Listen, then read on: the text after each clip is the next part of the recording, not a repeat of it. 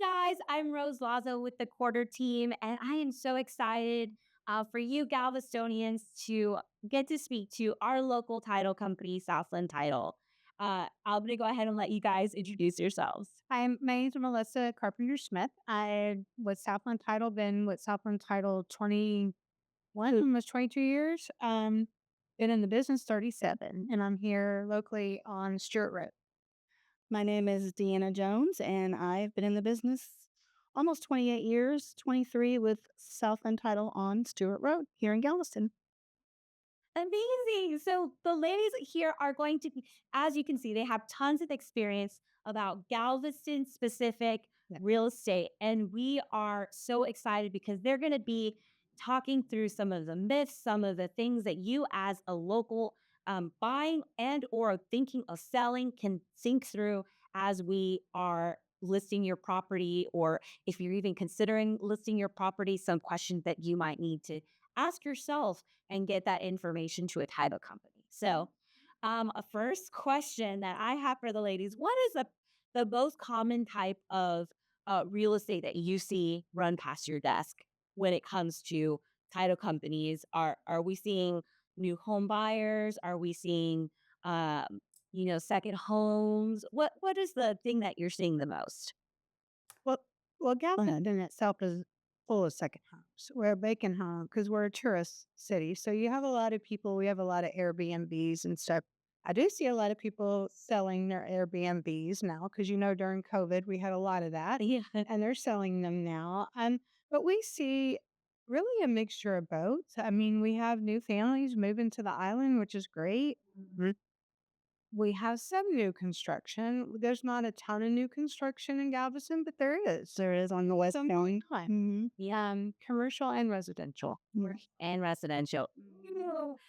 Can you tell us specifically for the person who's watching this, what would be the real difference between the commercial and the residential when it comes to if they're thinking of listing their business, right? If, for example, there might be a restaurant building that they bought and they're thinking of selling it, what would be like some key things that you would want them to know?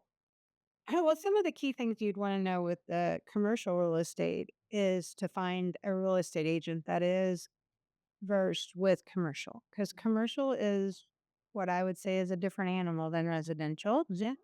But you have attorneys involved, and the contracts are very different than residential, the timelines, and really and truly is if you're thinking about listing your business is to find a good commercial real estate agent that's experienced. Yeah, absolutely. Okay, so in residential, Yes. when it comes to new construction, what are some key things that you want a buyer to know when they're going to buy a new construction Okay. on the title side? Right. Well, a couple things with new construction, because a lot of these offices have sales office. And I'm going to say this is a plug for the agent, because as a buyer, when you go to these new construction homes, you really should bring a realtor with you. Don't go there empty handed, because you need someone to represent you. Yeah. That's one of the first things. But with new construction, one of the biggest things is if they're not a reputable builder, you need to know that, because we're going to make sure that they paid all their contractors and all that. If it shows that basically these contractors have 90 days to file a lien if they're unpaid. So they have 90 days. So say the house is completed today, they still have 90 days to do that. So make sure that if you have an individual builder, talk to your title company, ask them what they would recommend, because we have like releases that we would have contractors sign.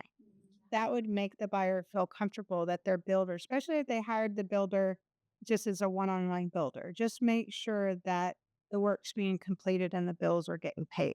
Yeah, yeah, I love that.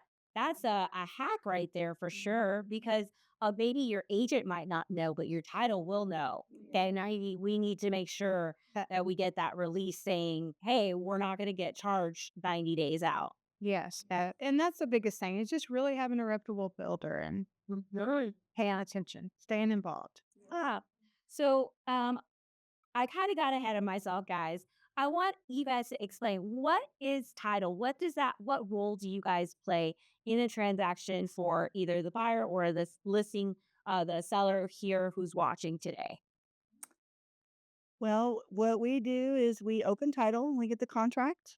Um, the processors will send out receipts, order the title search. While the title search is being done, they order taxes, home warranties, payoffs if we have that information. They ask specific information like, are you going to be coming to closing in person? Are you going to be a mail away? Do you need a mobile notary? Anything like that? Are you out of the country? Power of attorney? All kinds of questions. And then once the title work comes back, we check it to make sure everything's clear. Then, if everything's good, or we've already done our due diligence, we will go to the lender, or if it's cash, we get it closed. Once it's funded, it goes to our policy department to do an audit and then issue title insurance. Amazing, amazing. I like how you stated earlier, title doesn't work for the buyer or the seller. It's a neutral party. We're neutral. Yeah, we're gonna be a neutral party between buyer, seller, lender, and agent. So even though our agents bring us the deal because they trust us to take care of their customers, we don't represent them, and we don't represent the buyer or the agent. We help the seller a lot in our industry, and because when I say we help the seller, we help them clear their title. No, because we're experienced. Because really, it's the seller's job to clean their title. Yeah. However, we're we're pros at it, so we've been doing it a long time, and we know how to guide them. And that's why we take care of it and just take it under our hands. And we work with We are the buyer's lenders to make sure everything is done right and Yeah. balancing and working up numbers and getting the final numbers and getting to the closing. So it's really a ping pong. yeah, yeah, yeah. The back and forth for sure, but we're neutral. We can't represent Anybody. Hmm. So for our sellers who are watching here today, what are some like key things that you want them to make sure that they are informed of when they're before they get to title? Right. Some of the things it just really depends on you as a seller. If you bought the house and you just have a simple mortgage, you haven't been any type of financial problems. The biggest thing is to know is that we're going to research everything. We're going to know if you have a federal tax lien against you. We're going to know if you have, a state lien, if you haven't paid an employee taxes, abstract to judgments, mowing liens, all even sometimes we find credit card stuff that where they, these recovery agencies. Um, just know that it could be personal. It may feel very personal. We need to know house. That's it.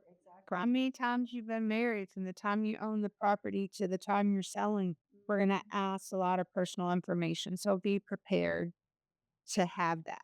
Um, just be prepared to furnish whatever it is. Any information. Don't take it personal.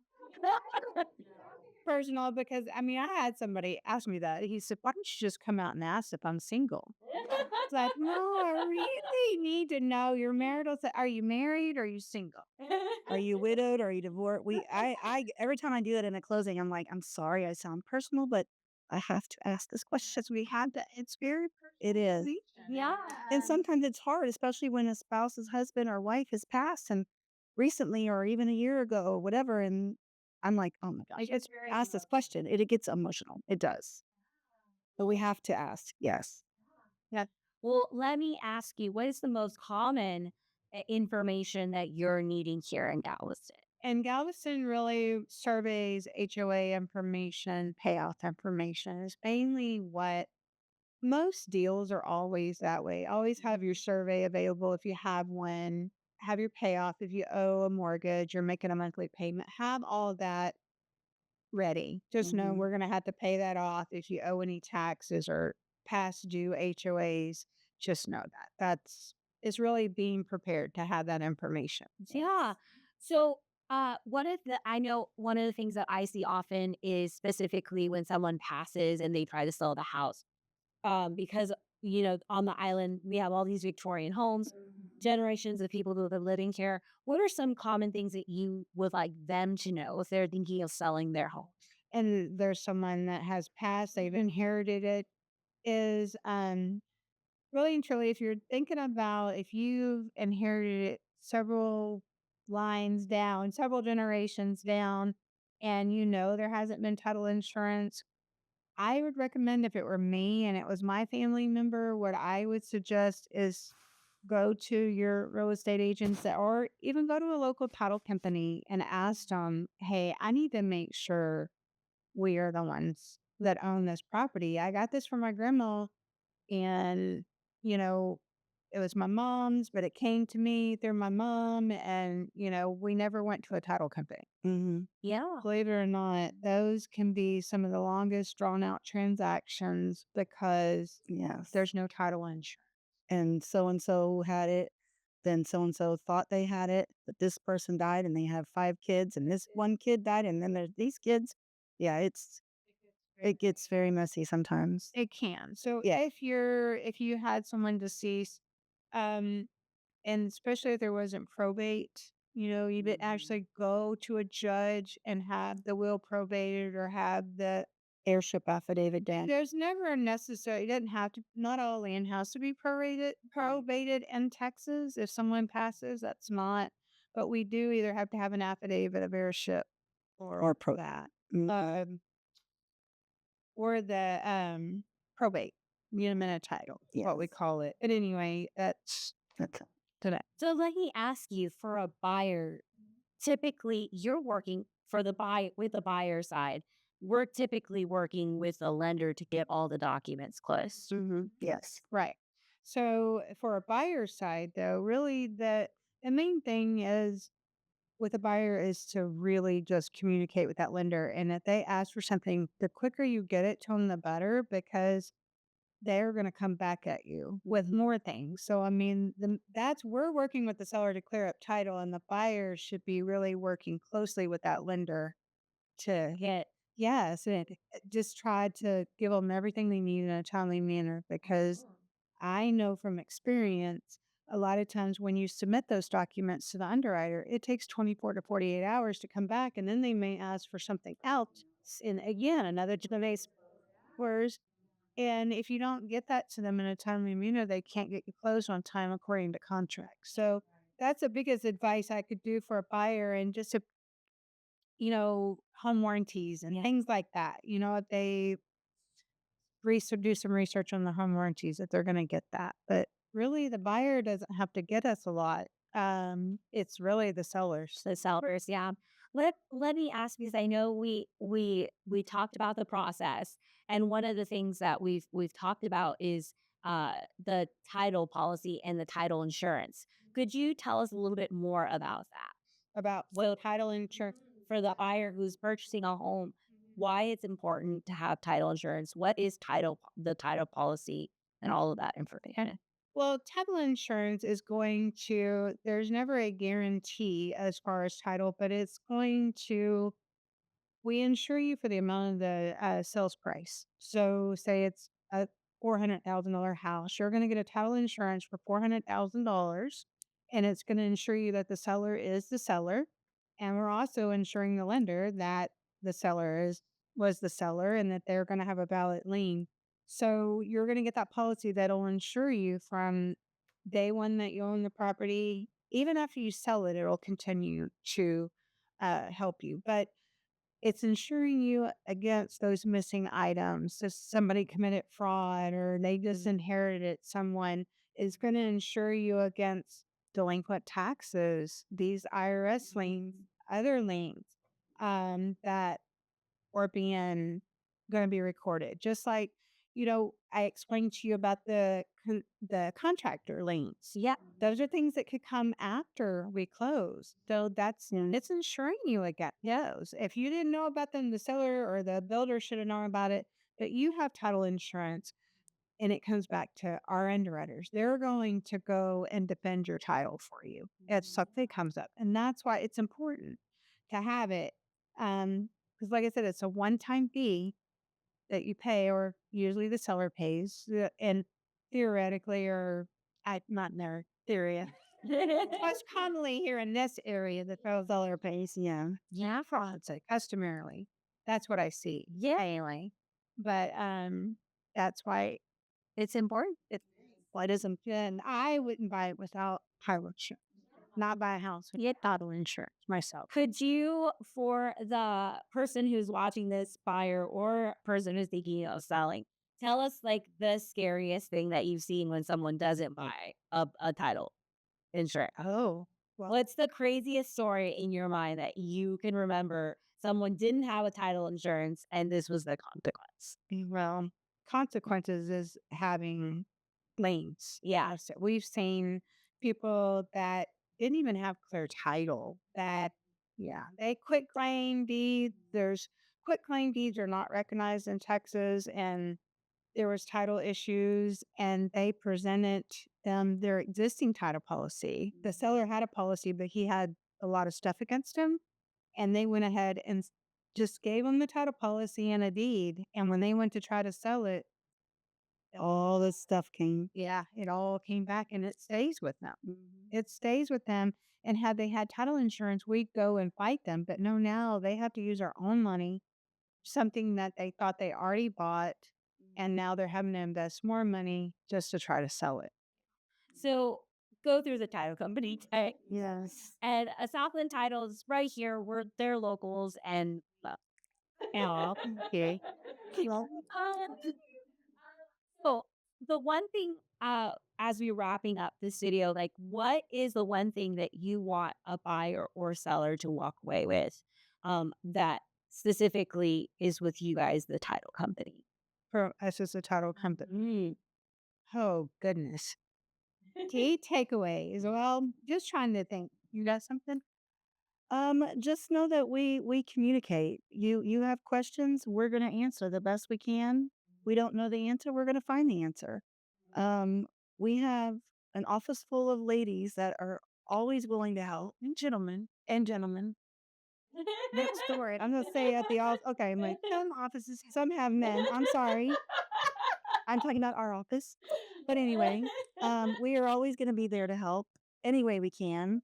Um, And just be prepared. Yeah. Communicate, listen, do your research.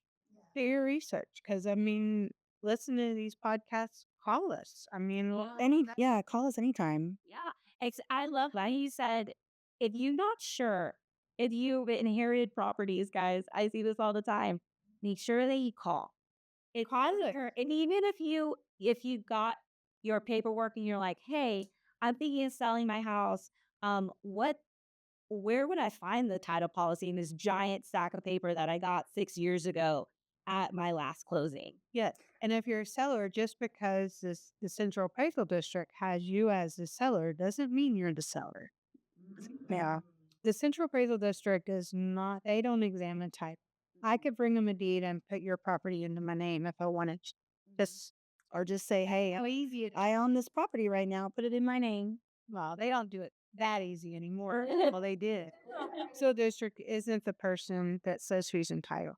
That's a lot of misconception for sellers, especially that inherited because they may took the will down there and they just put it in their name. Yeah. So go through a title. Go through a title company. Okay, guys. Well, thank you, my fellow Galvestonians, for watching this video. And if you're considering moving to the island, please reach out. And we have these lovely ladies. This is our preferred title company. So you guys have a blessed day. Yeah. Yeah.